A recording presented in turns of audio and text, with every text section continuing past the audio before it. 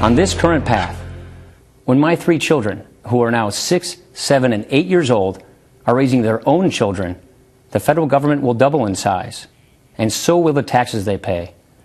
No economy can sustain such high levels of debt and taxation. The next generation will inherit a stagnant economy and a diminished country. That is Wisconsin Republican Paul Ryan. He's the Republican point man to cut the deficit, delivering last night's official Republican response. My next guest says that Paul Ryan had a singular message. That guest is Karl Rove, former senior advisor to President George W. Bush and Deputy White House Chief of Staff. How you doing, Karl? And good morning to you from Jacksonville, Florida. If you listen to Ryan's speech, he really said one thing, and that was, if we do not save ourselves now, this debt's going to drown us. How did you view his response? Yeah. Well, I thought it was an effective response. His speech was 1/4 the length of President Obama's, and yet Paul Ryan devoted half as many words to the deficit and debt and spending than did President Obama. And I thought it was, you're right, he had a singular message. He had to say, introduce himself. He made very gracious comments about Congresswoman Giffords, but the vast bulk of the speech, 55% of the speech, was devoted to one subject and one subject only. And I thought it was a tale of two speeches. President Obama diffuse, flat, sort of wandering around, and Ryan, in a candid, adult-like conversation with the American people, focused on one issue: what this deficit and debt and spending is going to do to our country. He went on to say, how will we cut spending to get the debt down, help create jobs and prosperity, and reform government programs? Those are fundamental questions that face every lawmaker today. Right.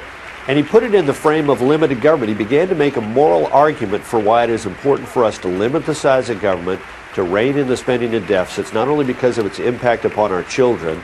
He's right. You grow the government 24% in size as we have in the last 2 years, 84% in size if you include the stimulus, and you very rapidly grow government to unsustainable degrees. But he also made the argument why capitalism, why free markets, why the choice of free individuals in a free society is more morally correct than to allow government to take more and more of the people's money. And the stark comparison between these two plans is pretty amazing.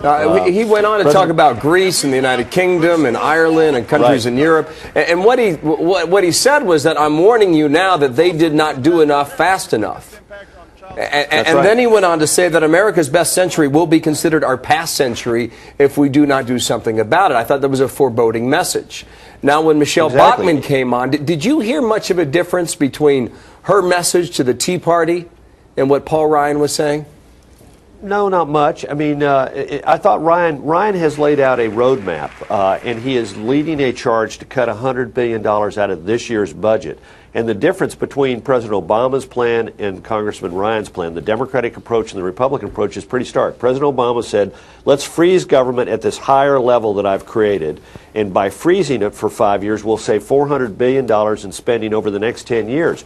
Ryan said, let's cut $100 billion out of this year's budget, and by doing so, we will save $1.5 trillion. Think about this. We have a trillion is 1,000 billions. President Obama said, let us save, when I've got a deficit of over $1 trillion, 1,000 billions, let me save 40 out of this year's budget. Ryan is saying we need at least 2.5 times that as a down payment on getting our finances in order. Pretty strong difference and pretty strong medicine. I heard you say that this was a missed opportunity for the president. In what way specifically?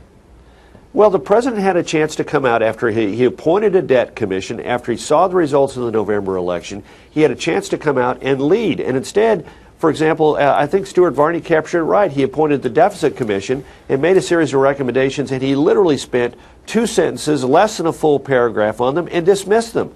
He did not talk about entitlement reform. It was like the president, look, he used the word jobs 59 times. Last year he used the word jobs 29 times. This year he used the word investment 11 times to talk about spending. He used it 12 times last year. And what are we going to spend on? We're going to spend on high-speed rail we cannot afford.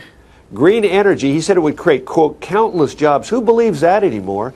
And he talked about spending it on on high-speed internet, which the private sector would be willing to do if the government got rid of the regulatory burdens that discourage him from doing so. It was small ball, big. He said, we do big things. In fact, last night after he finished his speech, he literally sent out an email to supporters saying, quote, we do big things in the subject line, and signed to Barack. But I saw a bunch of little mini ball things that are not going to deal with the big issue the American people want to have something done about, and that is taxes, spending, and the deficit. Thanks for your analysis, Carl. From Jacksonville, Carl. You bet. Thank you.